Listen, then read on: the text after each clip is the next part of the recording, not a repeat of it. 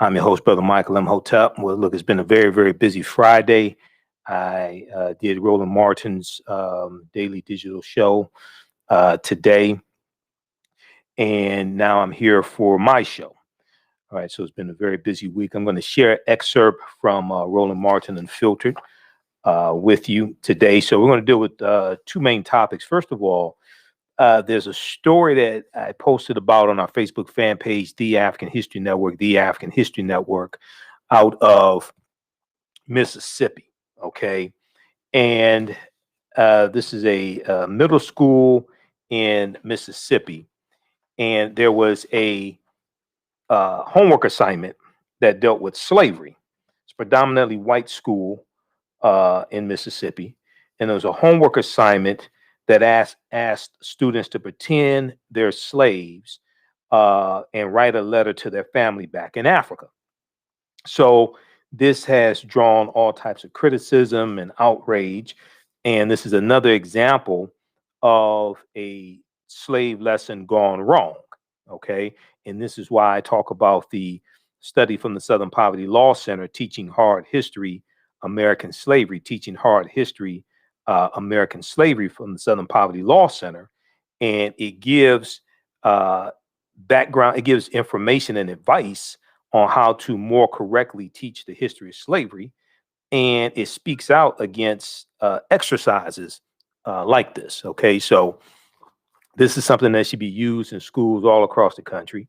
Teaching Hard History, American Slavery. You can download this from the Southern Poverty Law Center, splcenter.org, splcenter.org. It's a 56-page study, okay, and it's free. All right, so we'll talk about that story. And then also on Roland Martin Unfiltered today, we dealt with civil rights groups urge corporations to join the fight against Georgia voting restrictions. Now, we've all heard about House Bill 531 in Georgia, and you've heard me talk about that as well. It passed in Georgia this past Monday, and it is a bill designed to implement new voter restrictions as a backlash to the 2020 presidential election when Joe Biden beat Donald Trump. And then also it's a backlash to Democrats winning the 2 U.S. Senate seats in Georgia as well. So we know that Republican lawmakers in Georgia pushed through legislation through the state House of Representatives on Monday that would roll back voting access over the objection of Democrats and civil rights groups gathered at the Capitol to protest, gathered at the Georgia Capitol. The capital of Georgia is Atlanta. House Bill 531 passed the lower legislative chamber by a vote of 97-2, and now it goes to the Senate for more debate. Well, when we look at this article, so that's an article from Associated Press. We talked about that earlier in the week. Georgia House passes GOP bill rolling back voting access. Now, there's an article from Reuters from March 5th, 2021. Civil rights groups urge companies to join fight against Georgia voting restrictions. And today on Roland Martin Unfiltered, Roland interviewed Latasha Brown and Cliff Albright of Black Voters Matter. And they're calling on corporations that are headquartered in Georgia: Delta Airlines, Coca-Cola, Southern Company, Home Depot, UPS, Aflac, as well as the Georgia Chamber of Commerce, the Metro Atlanta Chamber of Commerce, and the Georgia Black Chamber of Commerce. And they're calling on people to call on these various organizations, various corporations, to speak out against what the Georgia state legislature is doing, trying to roll back voting rights. Okay. And this is an example of leveraging our economics to enforce our politics. This is what I talked about last Friday when I was on Roland's show. This is what I've been talking about here. This is an example of leveraging our economics to enforce our politics. So we're going to discuss that. Then we'll also give you an update. There was a late breaking story dealing with the $1.9 trillion coronavirus bill, the American Rescue Plan, and a deal has been reached when it comes to the unemployment, the federal unemployment insurance in the bill. They finally reached a deal with dumbass Joe Manchin of West Virginia. Okay, so we'll give you an update on that as well. Now, on the African History Network show, we focus on educating, empowering, and inspiring people of African descent throughout the diaspora and around the world, because right knowledge corrects wrong behavior. What you do for yourself, what you do to yourself, and what you allow other people to do to you and get away with is based upon what you think about yourself. What you think about yourself is based upon what you have been taught about yourself. What you've been taught about yourself is based upon everything you've read, heard, and seen about yourself. So when you control the radius of a man or woman's thoughts, you can control the circumference of his or her actions, because the mind can't do or teach what it doesn't know. Now, we deal with a number of different topics here on the African History Network show. We deal with current events in history and politics, education, economic empowerment, entrepreneurship, relationships, love, sex, health issues, and much, much more. Sign up for our email newsletter. Text the word Kemet, Kemet, to 22828 to sign up for our email newsletter. Text the word Kemet, Kemet, to 22828 to sign up for our email newsletter. Also, visit our website, AfricanHistoryNetwork.com, AfricanHistoryNetwork.com. Okay. If you'd like this type of information, you can support the African History Network, $ the AHN Show through Cash App, $ the AHN Show through Cash App, then also through PayPal, paypal.me/the AHN Show, or at our website, AfricanHistoryNetwork.com. You can still register for the online course that I teach, Ancient Kemet, the Moors, and the Ma'afa, understanding the transatlantic slave trade, what they didn't teach you in school. Ancient Kemet, the Moors, and the Ma'afa, understanding the transatlantic slave trade, what they didn't teach you in school. The class meets on Tuesdays, 8 p.m. to 10 p.m. Eastern Standard Time online. And we do the classes live. All the sessions are recorded. You can go back and watch it over and over again. You can register for that at AfricanHistoryNetwork.com, AfricanHistoryNetwork.com. As soon as you register, you can watch the class we did this week. And then also you can watch last week's class. Our guest speaker was Dr. David M. Hotep, author of the book, The First Americans Were Africans, Documented Evidence. Okay. All right. So visit our website, AfricanHistoryNetwork.com. All right. We're going to go to clip one here, Shakita, right before the break. Okay. So on Roland Martin Unfiltered today, Roland spoke with Latasha Brown and Cliff Albright of Black Voters Matter. And they dealt with this push to put economic pressure on corporations to fight against what the Georgia state legislature is trying to do and roll back voting rights. Okay, let's go to this clip, Shakita.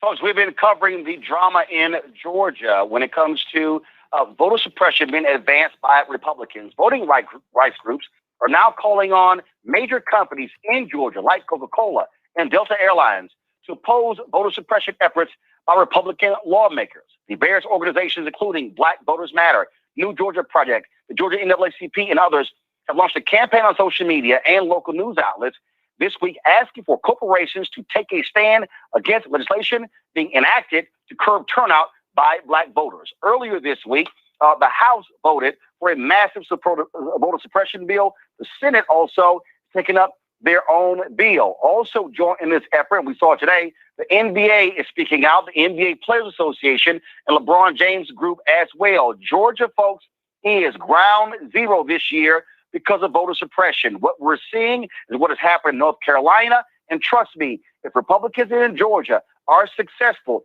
you're going to see the same thing happen in other states. Joining me right now, the co-founders of Black Voters Matter, Cliff Albright, Latasha Brown. Glad to have both of you back on Roland Martin Unfiltered. Here's the deal, Latasha. In North Carolina, when they passed that transgender bathroom bill, all of these different companies said, we're not bringing NBA All-Star Game. We're not bringing businesses to North Carolina. I went to North Carolina when they were targeting HBCUs. I said the same people who were standing up against that bill should be standing up for HBCUs, but also against voter suppression. We don't seem to have the same corporate support for issues like voter suppression as we do issues supportive of LGBT. This, what I think y'all are doing, is critical because these are the people who are funding legislators and who are bringing billions into the state. Without question. The issue I think that was really interesting is just as you said, in North Carolina, what you saw is you saw corporations and some businesses stand up and say, no, we're not going to have our conferences here. We're pulling out. We saw the exact opposite, in Georgia, because Georgia had planned on doing business as usual. And many of the companies, what we know is oftentimes they're straddling the fence. What I often like to say is that democracy is not the burden for Black people to bear.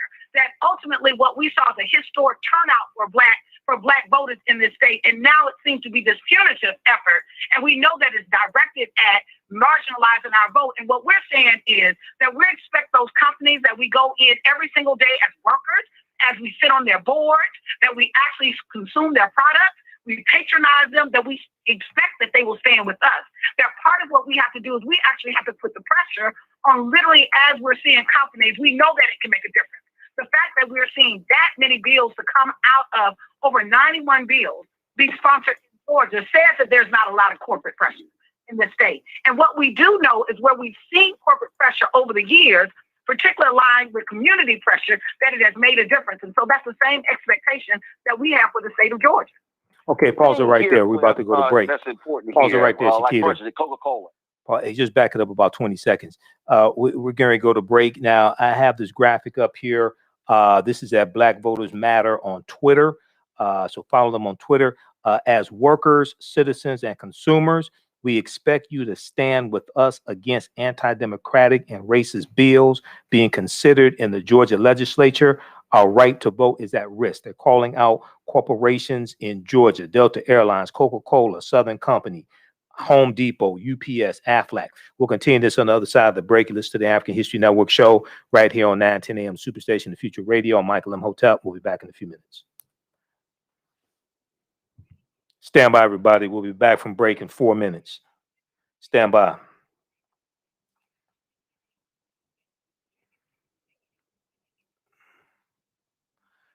All right, stand by.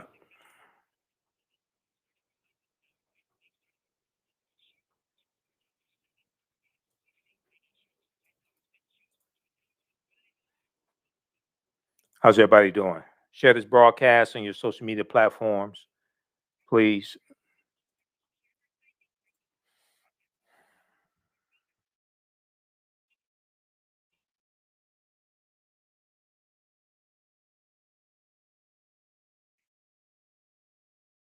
Stand by.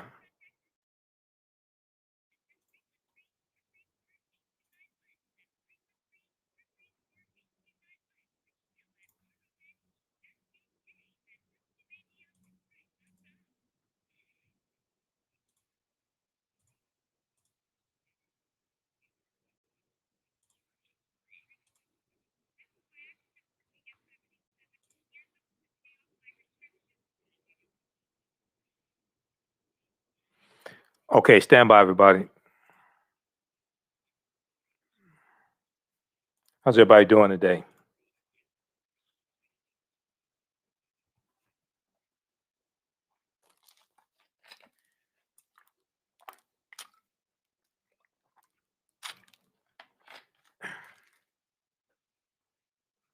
Stand by. We're back from break in 2 minutes.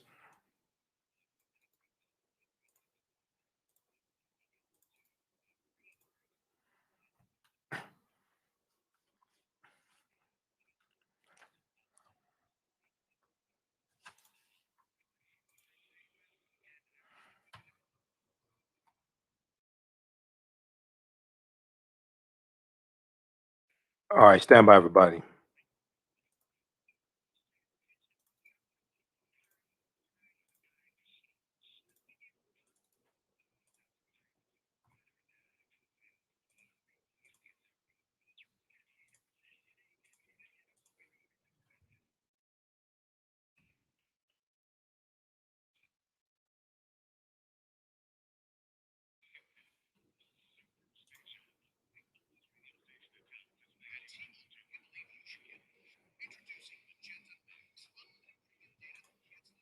All right, welcome back to the African History Network show, right here on 9:10 a.m. the Superstation, The Future Radio. I'm your host, Brother Michael M. Hotep. It is, just a second here. I'm your host, Brother Michael Imhotep. It is Friday, March 5th, 2021. We are live. Hope everybody's doing well. Okay, so right before the break, I was sharing the excerpt of Roland Martin Unfiltered from Friday, March 5th, 2021. I was a panelist. I'm usually a panelist on Fridays. And we were discussing, there's an article from Reuters, and I'm going to pull this article back up here. Civil rights groups like Black Voters Matter, Cliff Albright and Latasha Brown, civil rights groups urge companies to join fight against Georgia voting restrictions. Okay. There's an article from Reuters about this as well, and we discussed this today on Roland Martin Unfiltered. You can follow Black Voters Matter at on Twitter. And when you go to their Twitter page, they have this graphic up here.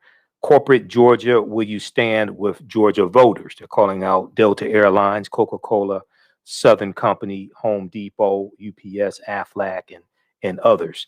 And this tweet from March 4th says the day for lukewarm statements from corporations is over. Black voters who invest over $106 billion in the state of Georgia want corporations in Georgia to act by using their influence to stop these anti-democratic and racial discriminatory bills. Okay. And this post is by April Albright, Black Voters Matter legal director. Okay, so let's go back to this clip, Shakita. The fact that we're seeing that many bills to come out of over 91 bills be sponsored in Georgia says that there's not a lot of corporate pressure in this state. And what we do know is where we've seen corporate pressure over the years, particularly aligned with community pressure, that it has made a difference. And so that's the same expectation that we have for the state of Georgia. The thing here, Cliff, that's important here, like for instance, Coca-Cola, their political action committee had already pulled stop funding various folks. We also saw what took place after January 6th. But that's only a small piece here. This is where the corporations got to use their voice. I go back to 1964 when Dr. King got the Nobel Peace Prize, and when white business leaders in Atlanta said we are not going to attend a reception honoring Dr. King. It was the mayor of Atlanta went to the former CEO of Coca-Cola and met with him. He then called in the then CEO, and then they announced Coca-Cola doesn't need Atlanta. Atlanta needs Coca-Cola. If y'all do not show up and support Dr. King, we will move Coca-Cola out of Atlanta. They sold out that particular reception, and every single one of those businesses showed up. That's the kind of power that Coca-Cola and Delta and others can use to make it clear to these Republicans in the legislature, you play this game here, you're messing with the money. Yeah, I mean, you're absolutely right, Roland. We're a long way away from the Coca-Cola of that era, right? Because this Coca-Cola has been absolutely silent. At the end of the day, what we know is that if these companies, Coca-Cola, Delta, UPS, if these companies wanted to shut down this voter suppression, it would be shut down. Heck, not even if all of them did it. One of them did it. As you said, if Coca-Cola took a stance, if Delta took a stance, it would be shut down. And you all have up the ad that we put out. That was the full-page ad that we ran in the Atlanta Journal-Constitution, as well as in 20 other newspapers across the state. If these businesses, what we're asking them to do, and the same thing that they did in North Carolina, they actually did it in Georgia when Georgia was trying to do its version of the so-called religious freedom and anti-abortion, the anti-LGBT, all these things. They came together and they took a stance. We're asking them to take the similar stance. In fact, what we're really asking them to do is to do the same thing that they would do if these were bills that were attacking their industry. If this was a bill that was an anti-beverage bill, right? If this was a bill that said you can't sell any beverages in the schools, right? What would Coca-Cola do? They would use the full force of the political and economic influence in order to squash that bill. We're asking them to take at least as much of a stance, the same level of a stance and the same level of aggression and influence that they would use if this was an attack on their business. They need to do, because it's an attack on our voters, on our community, and on this very democracy. We need to see that same type of energy that they show when they're trying to influence their industry legislation as on a piece of legislation like this that influences the consumers as well as the workers that support their company. And look, Latasha, we know what's going on here. This is a direct assault on Black people.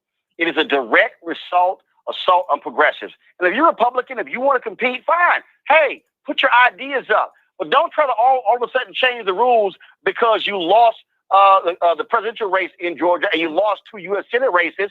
Hey, put up or shut up. They want to cheat to win, to outlaw the handing out of water and food while folks are voting, making that a crime? Come on. You know, it's really interesting. As we are, both Cliff and I are on our way this weekend to Selma, Alabama. This weekend marks the 56th anniversary of Bloody Sunday, which led ultimately in Selma to Montgomery March, that led to the Voting Rights Act as part of the celebration and commemoration of the voting rights movement. Here we are, 56 years later, and we're still continuing to fight for the right of vote for Black people in this country to make sure that our rights are protected. What we're saying is that this will not be business as usual. Oftentimes when we see issues and the legislation that impacts the Black community around racial issues, we will see some of the companies have some soft support. They may provide a grant or two, but what we're saying is this is a fundamental issue that its time has come, that to continue that they have the power, and so do we. That literally we're going to leverage our powers as consumers, as an economic base in this country. Right now, that Black folks, that literally if you took us and we were a nation, we will be the 12th highest income, largest nation in the world in terms of based on our buying power.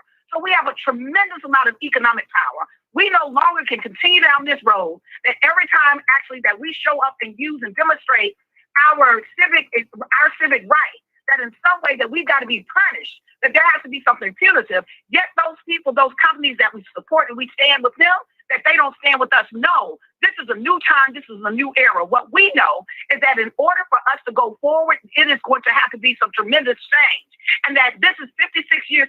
It is a shame that we're at this place right now. But we will continue to be this place until the ecosystem, until we make sure that we're exerting enough pressure that folks really recognize how serious we are about this. There shall be no, we're going to go back to 1965 and we got to march across another bridge again. We fought that fight. So where we are right now is standing in this space that we're calling all that say that they're standing with us, those that signed these pledges that say they were for racial equity, those that say that they're standing with the Black community that actually are making millions of dollars of our hard-earned dollars. That in our work, that this is an issue that is not even just rooted in racism, but anti-democracy. And so that's why we're calling the question. We're calling the question, you know, Pete Seeger had a song in the 60s that they used to sing. And it used to say, which side are you on? Which side are you on? We're actually putting that question. Which side are you on? Because this isn't, to me, this isn't even a partisan issue. It should not be a partisan issue. This is a basic civil right and a democracy issue. And we expect those that say that they believe and support democracy to stand with us. Cliff, I always tell people, if you want to change anything in America, follow the money. Right. Follow the money. And for all these white folks out there who are sitting here, want to be silent on this, guess what? We don't have to buy companies' products. We can use other products and also put pressure on their suppliers and others. And so bottom line is this here. If Republicans want to play this game, okay, we can play it too. Because Dr. King, on April 3rd, 1968, and I keep telling people this, y'all got to go listen to the whole speech. Stop listening to the bottom of the speech when he said, I've been to the mountaintop. He talked about redistribute the pain. He talked about economic reciprocity. He talked about what needs to happen. In fact, it was interesting, he mentioned Coca-Cola in that particular speech. I got lots of friends at Coca-Cola, but here's the deal. This is where we need companies like Coke, like Delta, like every major company in Georgia to make it clear, y'all messing with the money if y'all mess with the vote. Hey, pause it right there, Shakita. Pause it right there. Okay, so that's an excerpt of the interview. Now, I'm going to post the clip here. I'll post the clip here to the full show. Watch the full show in its entirety. Okay, for the sake of time. For the sake of time, we're going to get to clip 2. All right, now clip 2, Roland goes to his panel, and he goes to yours truly. Let's go to clip 2, Shakita.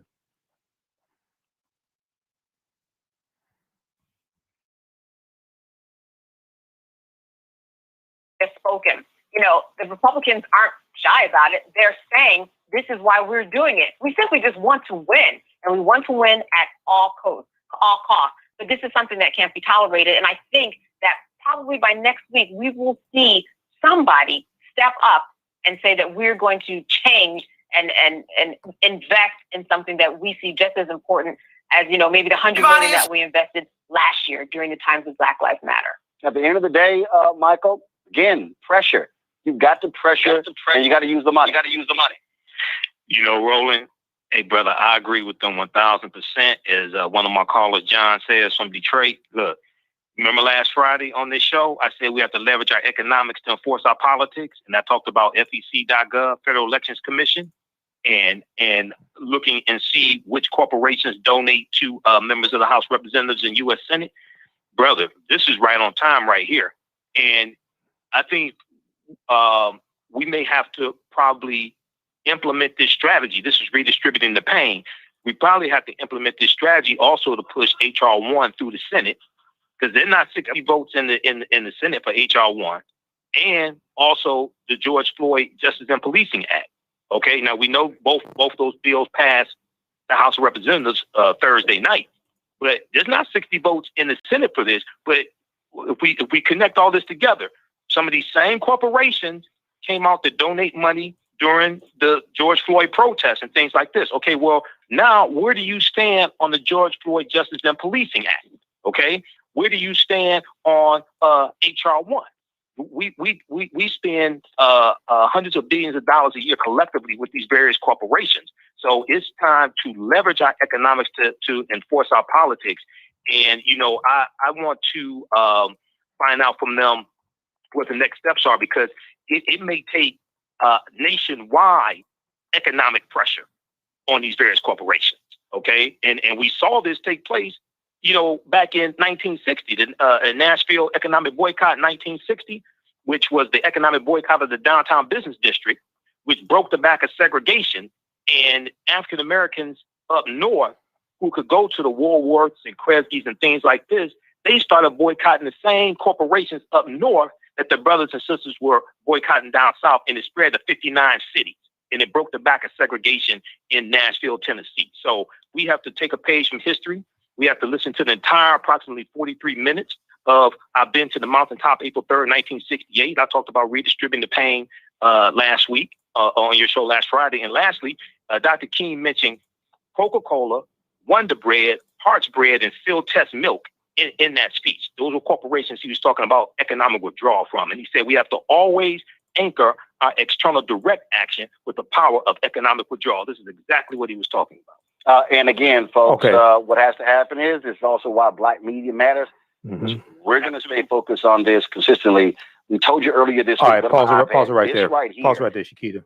Okay, I just sent you a clip. I just sent you a link to I've Been to the Mountaintop by Dr. King on YouTube. Is already queued up where I want it. I'm going to come to that in just a second, okay? All right, now, let's look at this article from Reuters. Okay, just stop. Let's look at this article from Reuters. This is from March 5th, 2021. Civil rights groups urge companies to join fight against Georgia voting restrictions. This is what we talked about on Roland Show today. Okay, voting rights groups are calling on companies such as Coca-Cola and Delta Airlines, Inc., to oppose efforts by Republican lawmakers in Georgia to enact sweeping new restrictions on voting access in the battleground state. The organizations, including Black Voters Matter Fund, the Black Voters Matter Fund, the New Georgia Project Action Fund, okay, that's Stacey Abrams' organization, and the Georgia NAACP, launched a campaign on social media and in local news outlets this week, asking the corporations to take a stand against legislation they said aims to curb turnout from Democratic-leaning Black voters. This is a direct white lash against African Americans turning out and voting our interests. If we voted for Republicans and the two Republicans in the Senate kept their Senate seats, David Perdue and Senator Kelly Loeffler, and if Donald Trump, God forbid, won Georgia, Republicans would not be pushing these bills through the Georgia state legislature. Okay, when I talked about the article from the Associated Press, okay, there's an article from the Associated Press. Let me show you how devious these people are. There was an article from the Associated Press from a few days ago that we talked about a couple 2 or 3 days ago. When all my days ran together, but the article from the Associated Press deals with Georgia House passes GOP bill rolling back voting access. All right, one of the things that they're clamping down on is the mail-in mail-in voting, okay, and the absentee voting. All right, let me pull this article up here from Associated Press. All right, now this is from March 1st, 2021, from the Associated Press. Now, the bill dealing with no excuse absentee voting. All right, and we're going to switch over here to the screen share. Then we'll go to this clip from I've Been to the Mountaintop. And it is the entire speech is about 43 minutes. People listen to the entire speech and then also read the text of the speech as well. Okay, because when you listen to the entire speech and then you read it, and also you read the text of these speeches, you get an entirely different impression of it. One thing to understand when you listen to historical speeches like this is just because a particular line in a speech or 2 or 3 lines get a lot of applause, that does not mean that's the most important part of the speech. Sometimes it's not till years later that people really understand what the most important part of the speech was. Well, we look at this article from March 1st, 2021 from the Associated Press. Georgia House passes GOP bill rolling back voting access. Now, it's important to understand that Republicans have 253 voting restriction bills in 43 state legislatures across the country trying to get these passed. Now, Democrats have about 700 bills that they're pushing in different state legislatures trying to make it easier to vote. But this is a direct backlash or a white lash to the results of the 2020 presidential election. And this whole lie about stop the steal, stolen election, voter fraud. There was no widespread voter fraud. You had most of the errors were clerical errors that were corrected. But we do know that there was one candidate who told his people to vote twice, and that was Donald Trump. We do know that there was one candidate who told his people to vote twice, and that was Donald Trump. Okay, now, if we look at this one here from Associated Press, and we scroll down for the sake of time here, I want to show you the hypocrisy here. All right.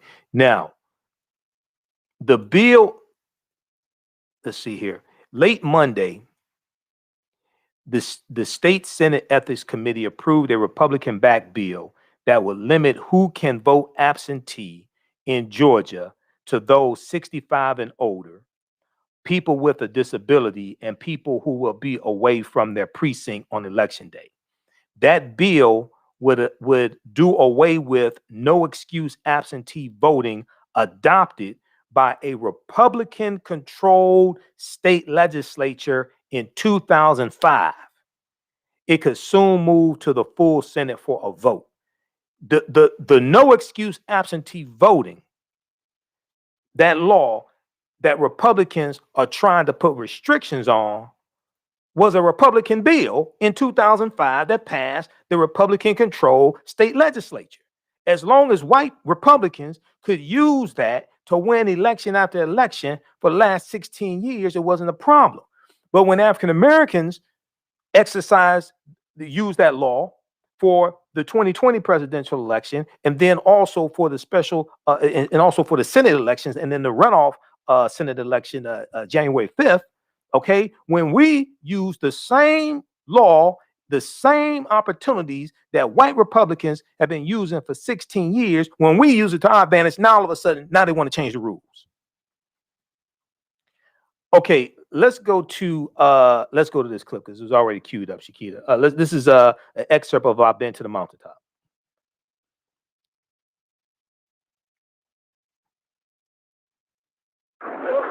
Thank you very kindly, my friends. As I listen to Ralph Abernathy and his eloquent and generous introduction, and then thought about myself, I wondered who he was talking about.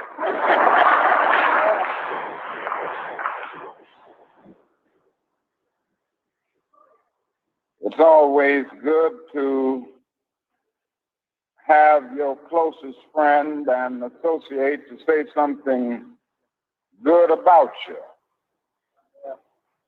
And Ralph Abernathy is the best friend that I have in the world. I'm delighted to see each of you here tonight. Shakita. That clip was queued up at 21:42. Do me a favor, cue it up at 21:42 and press play, please.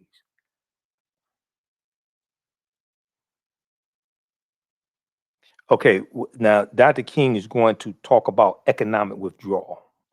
Let's go to this clip. Aren't concerned about anything but themselves. All right, I'll start. Okay, we'll get that queued up. Queued up at 21:42, 21 minutes, 42 seconds.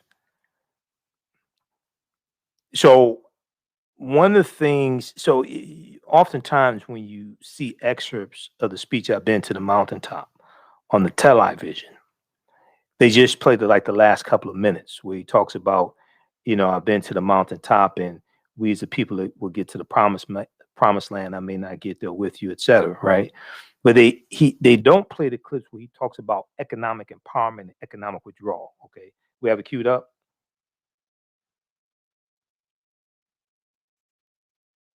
The new Memphis, Tennessee.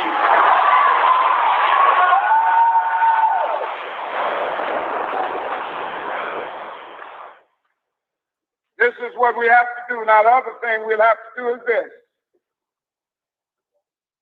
Always anchor our external direct action with the power of economic withdrawal. Now, we are poor people. Individually, we are poor when you compare us with white society in America. We are poor. Never stop to get that collectively, that means all of us together, collectively we are richer than all the nations in the world with the exception of 9. Did you ever think about that? After you leave the United States, Soviet Russia, Great Britain, West Germany, France, I can name others, American Negro collectively is richer than most nations of the world. We have an annual income of more than $30 billion a year, which is more than all of the exports of the United States and more than the national budget of Canada. Did you know that? That's power right there if we know how to prove it.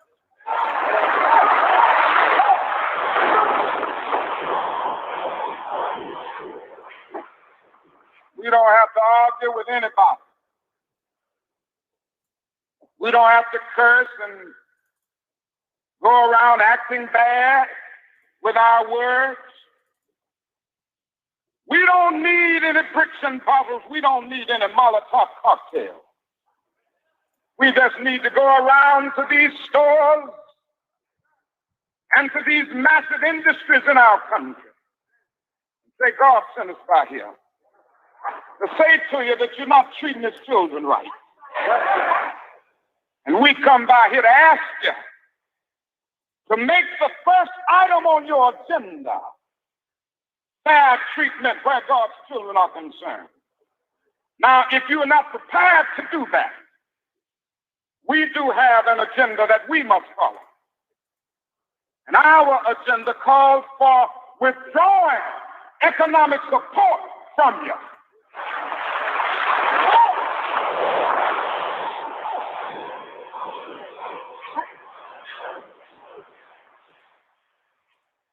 So as a result of this, we're asking you tonight to go out and tell your neighbors not to buy Coca-Cola in Memphis.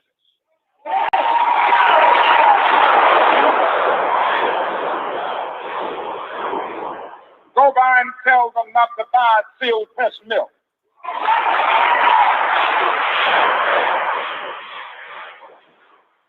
Tell them not to buy what is the other bread, Wonder Bread. And what is the other bread come to Jesse? Tell them not to buy hard bread.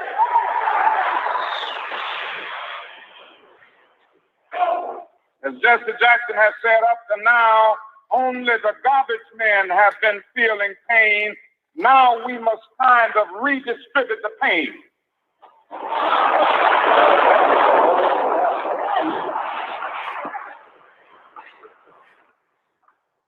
We are choosing these companies because they have been fair in their hiring policies. And we are choosing them because they can begin the process of saying they are going to support the needs and the rights of these men who are on strike. And then they can move on downtown and tell Mayor Loeb to do what is right.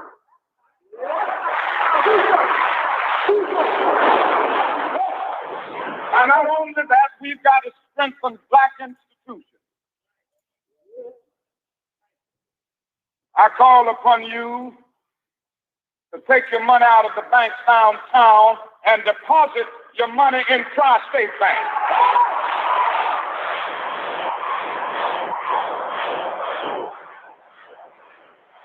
We want a bank-in movement in Memphis.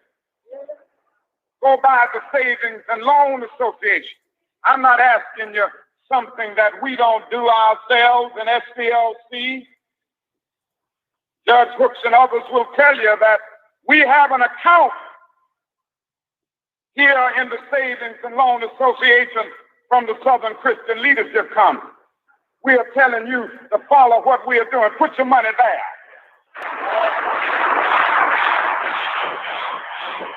You have 6 or 7 black insurance companies here in the city of Memphis. Take out your insurance there. We want to have an insurance in.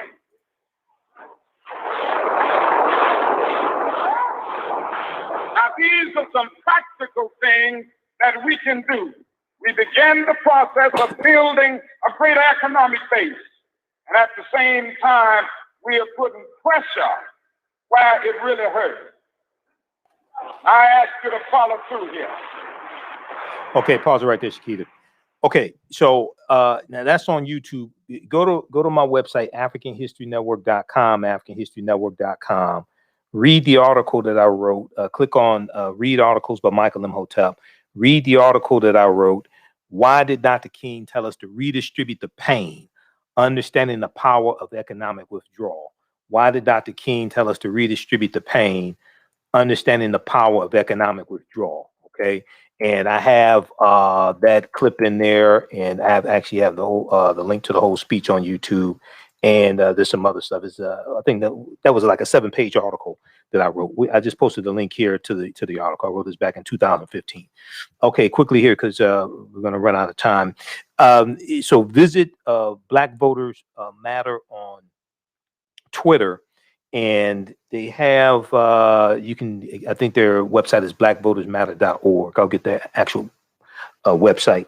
But what it says here, this is the tweet. When you click on the graphic that talks about the Georgia corporations, it comes up with the full flyer. And it says here, as workers, citizens, and consumers, we expect you to stand with us against anti-democratic and racist bills being considered in the Georgia legislature. Our work to vote is at risk. But these These types of bills are on 43 state legislatures across the country. So we may have to take a page from what they did in Memphis, Tennessee, Nashville, Tennessee in 1960, and have nationwide economic boycotts. That when you watch Eyes on the Prize, the third episode of Eyes on the Prize, 1960 to 1961, called "Ain't Scared of Your Jails." They talk about the Nashville, Tennessee economic boycott of the downtown business district, and it was Reverend C.T. Vivian, it was Diane Nash, it was John Lewis, and this was before SNCC was founded. SNCC is not going to be founded till about May 1960. This is April 1960. And the economic boycott that took place broke the back of segregation in Nashville, Tennessee. But the boycott spread to 59 cities across the country. Because we are under attack by the white nationalist party known as the GOP, okay, the Grand Old Party or Republicans, we have to go beyond Georgia and redistribute the pain nationally. This is what it's going to take. Okay, so they say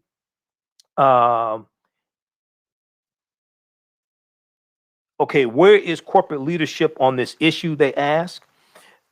Stand with us by using your economic and political leverage too. We have to leverage our economics to enforce our politics. This is something that Dr. Claude Anderson talks about. Dr. Claude Anderson is one of my teachers, even though usually when we talk, we argue most of the time. We argue like an old married couple. And if you talk to him, he'll tell you we argue all the time. And at the end of the conversation, he's forced usually to agree with what I'm saying. Okay. But this is what Dr. Claude Anderson has been talking about. Stop Georgia HB House Bill 531 and SB 241, Senate Bill 241. Support the immediate passage of federal HR 1. HR 1 passed the House of Representatives. HR 1 is going to need 60 votes in the Senate. It doesn't look like it has 60 votes. We're going to have to push these through. We're going to have to push through the George Floyd Justice and Policing Act. Okay? It needs 60 votes to pass in the Senate.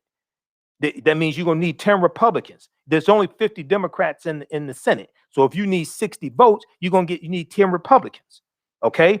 And if we can't get it passed during this 117th Congress, then you're going to have to build upon the 50 that you have in the Senate and expand that lead in the 2022 midterm election and come back and try to get these bills passed through. Divest support from all elected officials, Georgia and U.S. Congress seeking to pass voter suppression and or blocking voting rights bills. Okay, it will not be business as usual. So check this out. Okay, we're out of time here on 910 AM Superstation WFDF. Those watching on Facebook and YouTube, keep watching for a few more minutes. We're going to continue. I'll give an overview of this story out of Mississippi. We'll deal with this in depth on my Sunday night show because we have 2 hours. We're on Sundays, 9 p.m. to 11 p.m. Eastern Standard Time. Monday through Friday, we're on 11 p.m. to 12 midnight Eastern Standard Time. You can support us, $, the AHN Show through Cash App, $, the AHN Show through Cash App, then also through PayPal, paypal.me/the AHN Show. If you do it through Cash App, be sure to type in $, the AHN Show, SHOW, or visit our website, AfricanHistoryNetwork.com. Right now, it's correct wrong behavior is not over till we win Wakanda forever. Stay tuned for Pastor Greg Davis. We'll talk to you Sunday night. Peace. Okay, stand by. Okay, very few other people are going to talk about what I just talked about. Okay, so this has to spread nationwide. We need to, some people say this is not your grandparents' civil rights movement. Damn it, you need to go study your grandparents' civil rights movement because they have more sense than some of this stuff that we're doing today. They understood how to get things. Yes, they made mistakes, but they learned from those mistakes. The Birmingham campaign in '63 learned from the mistakes of the Albany movement in Albany, Georgia in '61 and '62. And the Birmingham campaign was a success where the Albany movement was a failure. Okay, so we have to study this history. Okay, now when we look at Mississippi, because I got to get out of here, we'll do a brief overview of what's going on in Mississippi, and then we'll deal with this in depth on Sunday. So I posted this story from face-to-faceafrica.com, and it got about 6,000 likes. The article is a crazy story. We'll also do an update on the we'll squeeze in a brief update on the Senate bill. Okay, $1.9 trillion Senate bill. We'll do a brief update on that and talk about that more Sunday. Okay, so Mississippi school asked students to pretend they're slaves and write a letter to their family back in Africa. Now, when you do exercises like this, these can be very traumatizing for students, regardless of race. Now, this is at a predominantly white school in Mississippi. Now, Mississippi is where Philadelphia, Mississippi is, where Goodman, Schwerner, and Cheney were killed June 21st, 1964. Mississippi had the most number of lynchings out of any state. Okay, had over 500 lynchings from about 1882 to 1964. So Mississippi has a deep history in white supremacy and racism. Okay, Mississippi is where the White Citizens Council was founded in 1954 as a direct backlash to the Brown versus Board of Education U.S. Supreme Court case. All right. Also, Mississippi is where Jefferson Davis was from. Jefferson Davis became the first president of the Confederacy. All right.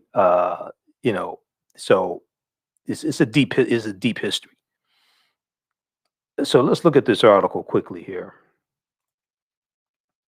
Mississippi school asked students to pretend they're slaves and write a letter to their family back in Africa. So here's some of the things that was part of the assignment. Slave writing activity. Pretend you are a slave on a Mississippi plantation. Write a letter to your family back in Africa or in another American state describing your life.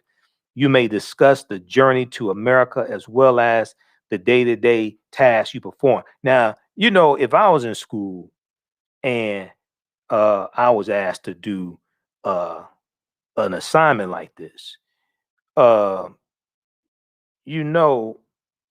slave ship I would be on, right? I'd be on the Amistad. So I'd be writing about a slave revolt. And we rose up against these Europeans. And, okay. You can fill in the blank. But anyway, read, man, they sent me to the principal's office. So read Mutiny on the Amistad. Okay, read Mutiny on the Amistad. So the name of my assignment would be Give Us Free. Give Us Free. Okay. So I'd write about the Amistad. So I end up in the principal's office and I'll be like, what did I do? They asked me to write about it. I wrote about it. What did I do? Okay. But anyway, so you may discuss the journey to America as well as the day-to-day tasks you perform. You may also want to tell about the family you live with, work for, and how you pass your time when you aren't working. I'm plotting to run away. That's how I'm passing my time. Okay. Write at least 3 paragraphs, 5 sentences in your letter. So predominantly white middle school. Who was the genius that came up with this assignment? Okay. Now I want to know, did they have an assignment say pretend that you're going to give reparations to African Americans? Yeah, they should do that assignment. Okay. They should do that assignment. Pretend you're going to give reparations to African Americans. What form would it be in? Okay. No, this was this. They should say, write an apology for slavery to African Americans. That's what they should do. He said, where's that assignment? Okay. So So a predominantly white middle school in Mississippi has come under fire over an assignment that was given to students in an eighth grade class, asking them to pretend that they were slaves in a letter writing exercise. Now, according to the Daily Beast, the assignment in question, titled Slave Letter Writing Activity,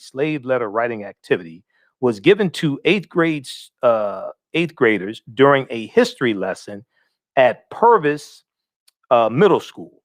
Purvis, Purvis, Purvis Middle School. Now, the assignment contained tasks including asking the students to pretend like you were a slave working on a Mississippi plantation and write a letter back to your family in Africa describing your life as a slave. Now, other tasks in the assignment included: you may discuss the journey to America. Okay, we talked about that. Now, more than 12 million enslaved Africans were shipped to the Americas and to the Caribbean during the Middle Passage. So this is based upon the transatlantic slave database.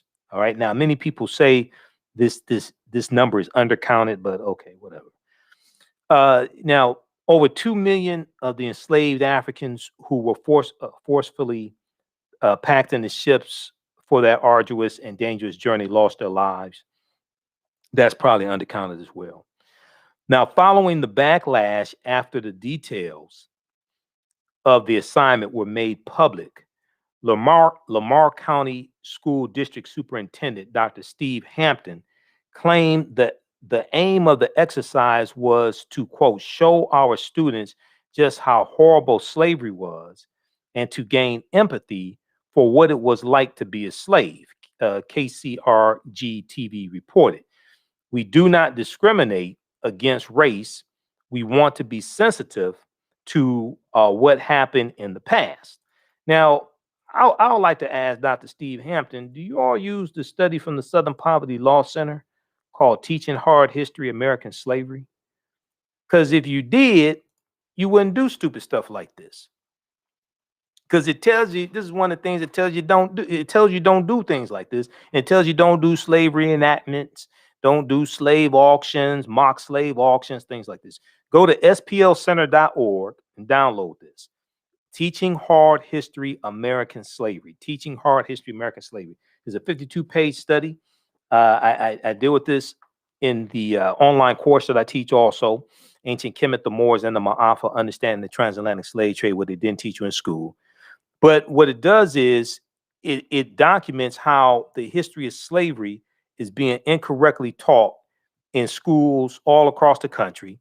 It does a survey of 1,000 high school seniors and shows how little they know about slavery. And then also it does a survey of about 1,700 social studies teachers across the country. And then it has all types of recommendations to more correctly teach the history of slavery. All right. So download that, Teaching Hard History American Slavery, from the Southern Poverty Law Center. All right. Now, and I want to go quickly to the story from KCR TV. We'll pull that up here in just a second.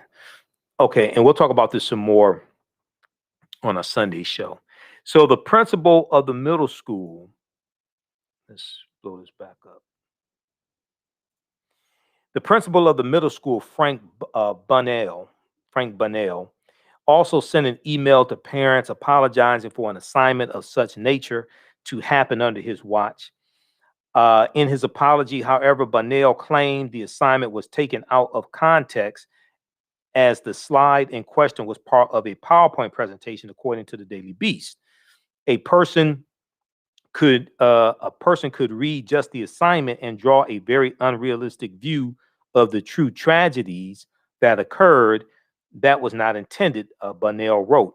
However, intent does not excuse anything. There is no excuse to downplay a practice that, even after abolished, spurs unjust laws, unfair economic practices, inhumane treatment, and suppression of people. Okay, now, activists who spoke to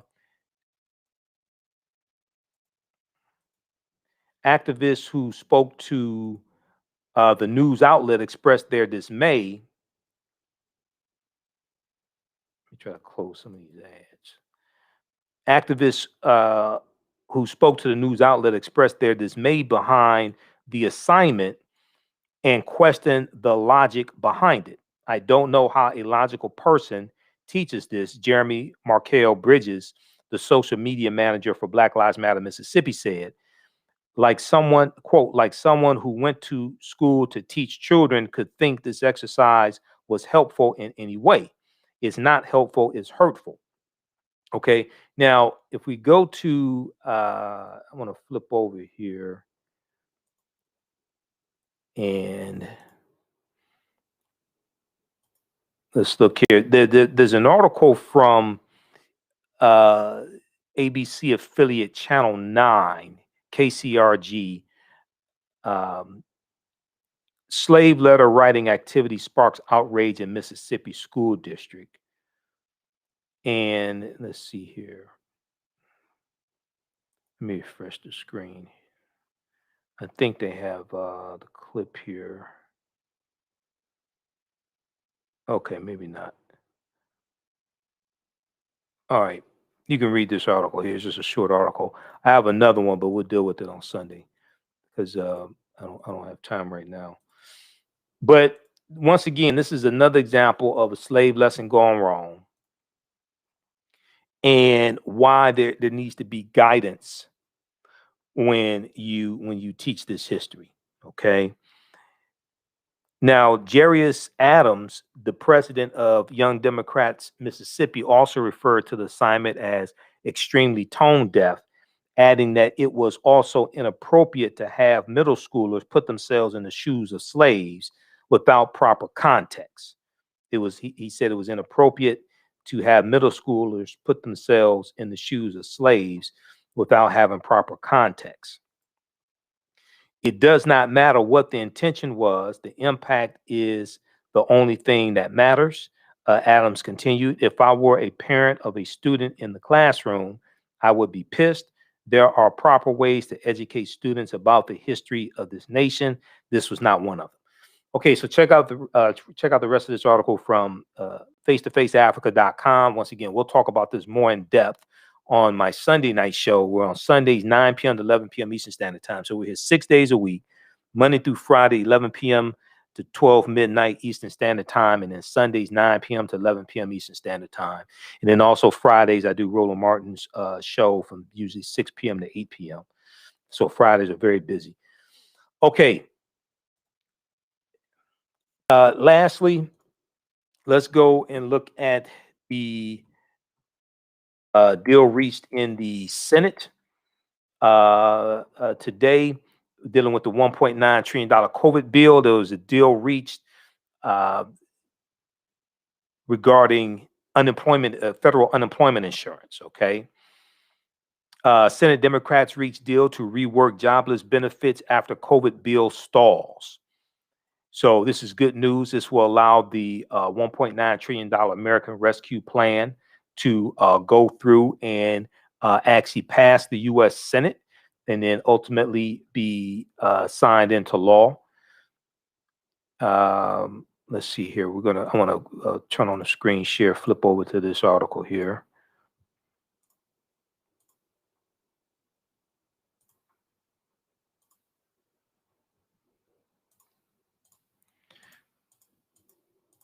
Okay, so this happened today. The Senate is expected to pass the $1.9 trillion package, and Democrats are working to keep all members on board. Once again, it's expected that no Republicans will vote for this bill.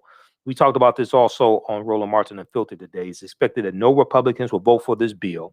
Now, on the verge of passing a $1.9 trillion COVID-19 relief bill, Senate Democrats spent more than 9 hours hammering out a deal that will make the jobless benefits less generous and adjust the time they will be available. Democratic Senator spineless Joe Manchin of West Virginia appeared to be the cause of the delay after he resisted an earlier provision on unemployment benefits. All the poor ass people in West Virginia who Joe Manchin wanted it to go from $400 a week in federal unemployment insurance to $300 a week. All the poor, toothless ass people in West Virginia to keep voting for Joe Manchin. Okay, they need to vote him out of office. Now, Joe Manchin, a moderate, has emerged as the Democrat who's most willing to buck his leadership after the party cannot afford to lose a single vote. Now, the Friday night deal will provide federal unemployment benefits at $300 a week and expire September 6th, according to a Democratic aide. Currently, the $300 in unemployment insurance expires March 14th. So they have to hurry up and get this deal done. Quote, we have reached a compromise that enables the economy to rebound quickly while also protecting those receiving unemployment benefits from being hit with unexpected tax bill next year. Being hit with an unexpected tax bill next year, Joe Manchin said in a statement after the agreement was announced. You didn't have to lower from $400 to $300 a month to then put in a clause so that it reduces the tax liability, Joe. You didn't have to do that. You know that. You're just being an ass. That's all. You're just being an ass. Quote, those making less than $150,000 and receiving unemployment will be eligible for a $10,000, $200 tax break. Those making less than $150,000 a year and receiving the federal unemployment insurance will be eligible for a tax break of $10,200. The deal enabled the Senate to move forward with votes. Chuck Schumer, Senate Majority Leader Chuck Schumer said, now that this agreement has reached, we are going to power through the rest of this process and get this bill done. Chuck Schumer said late Friday, now the deal is a reduction in benefits from the House passed version of the bill that passed last week, which included $400 per week jobless benefits through August. Quote, the president supports the compromise agreement and is grateful to all the senators who worked so hard to reach this outcome, White House spokeswoman Jen Psaki said in a statement. Now, the Grim Reaper, Moscow Mitch McConnell, who has a lot of poor ass people in Kentucky that keep voting for his dumb ass to get back in office. Senate Minority Leader Mitch McConnell mocked Democrats for their internal divisions that forced the historic delay on Friday. Wait a second. You got insurrectionists like Josh Hawley and Senator Ted Cruz that incited an insurrection to overthrow the government, and you gonna mock Democrats, you jackass? Mitch McConnell, whose wife is in legal trouble also because of ethics, a potential ethics violation when she was Secretary of Transportation, Elaine Chao, in the Trump administration. Mitch McConnell sought to adjourn the chamber until Saturday, which was rejected by Democrats. Okay, so we'll talk about this some more on Sunday. This is an example of how elections have consequences. Okay, the reason why you're able to get this bill passed, get this bill pushed through and passed, is because people went and voted their interests in 2020 presidential election and then the special Senate election. All right. Okay, we had to get out of here.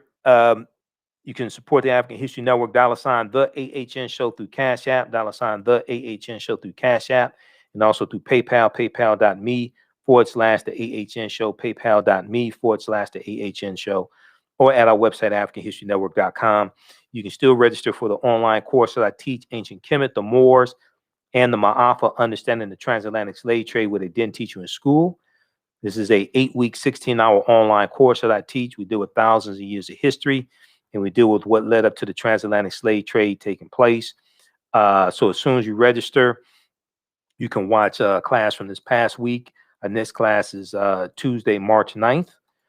All right. And you can watch from around the world. The class is regularly $130. It's on sale $80. Ancient Kemet, the Moors, and the Ma'afa, Understanding the Transatlantic Slave Trade, what they didn't teach you in school. All right, look, we have to get out of here. We'll talk to you Sunday.